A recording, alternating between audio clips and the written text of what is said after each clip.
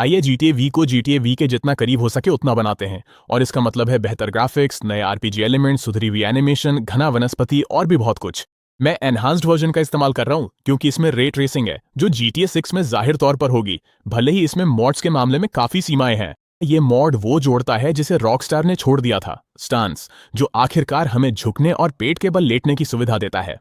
Rockstar ने stealth movement तो दिया, लेकिन कभी प्रोन मैकेनिक्स नहीं जोड़े, जबकि गेम में एनिमेशन पहले से थी। जिस किसी ने भी सैन एंड्रियास खेला है वो जानता है कि तब ये कितना काम का था। मॉड बहुत बढ़िया काम करता है, झुकना स्मूथ दिखता है, प्रोन में आगे पीछे मूव करना भी हैरान करने वाला नेचुरल लगता है। लेकिन हाँ, घूमना अभी भी थोड़ा अजीब लगता है, तो मैं समझ सकता हूं कि रॉकस्टार ने इसे क्यों नहीं जोड़ा। फिर भी ये उन फीचर्स में से एक है जो गेम को तुरंत और ज्यादा टैक्टिकल बना देता है। अब आप सच में दुश्मनों या जानवरों के पास चुपके से जा सकते हैं, और मजेदार बात यह है कि यही एनिमेशन 2022 की लीक में भी देखी गई थी। तो हाँ, ये भी GTA 6 के और करीब एक छोटा लेकिन असली कदम है।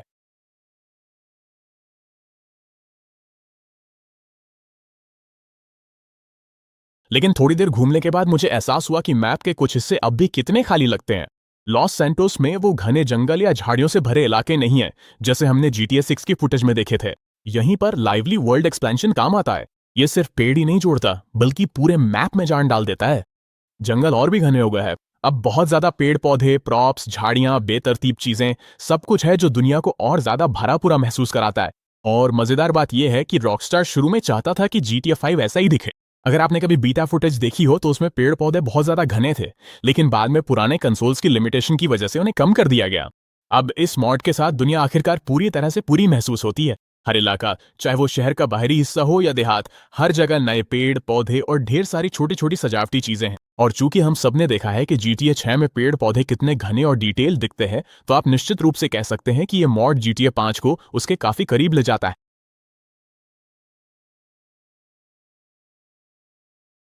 अब चलिए एक चीज ठीक करते हैं जिसे रॉकस्टार ने पूरी तरह नजरअंदाज कर दिया, व्हीकल सरफेस नॉइस।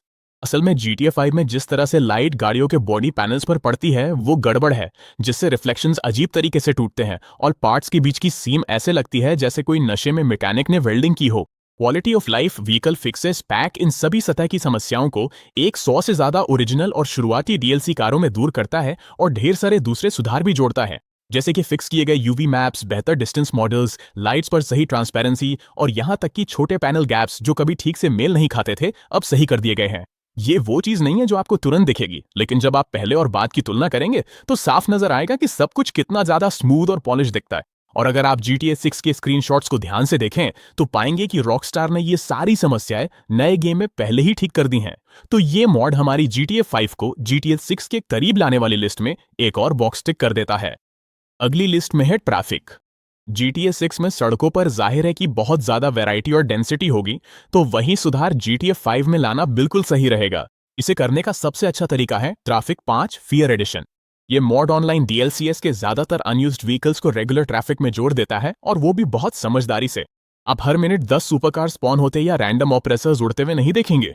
सब कुछ नेचुरली ब्लेंड हो जाता है। आम गाड़ियां ज्यादा दिखती हैं और जो रेयर हैं वो कभी कभी ही नजर आती हैं, जैसे कि होना चाहिए। लेकिन जैसे ही आप पुलिस चेज में फंसते हैं सब कुछ गड़बड़ाने लगता है।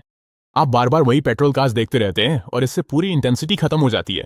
शुक्र है उसी ऑथर ने डिस्पैच 5 भी बनाया है जो पुलिस चेज को नए व्हीकल्स और हेलीकॉप्टर्स के साथ एक्सपैंड करता है, जो सीधे GTA 5 के अनयूज्ड कंटेंट से लिए गए हैं। अब पुलिस ग्रेंजर LSPD फ्लीट में शामिल हो गया है। शेरिफ मैवरिक हेलीकॉप्टर LSSD को सपोर्ट करता है, और 4 या 5 स्टार पर आपको एनहिलेटर भी मिलेगा जिसमें पूरा स्वॉट टीम उतरती है। एडिशंस की लिस्ट लंबी है और वाकई में ये अभी भी उस लेवल पे नहीं है जो हमने GTA 6 के ट्रेलर्स में देखा है, लेकिन इतना जरूर है कि ये एक सही मायनों में नेक्स्ट जेन पुलिस सिस्टम जैसा फील देता है।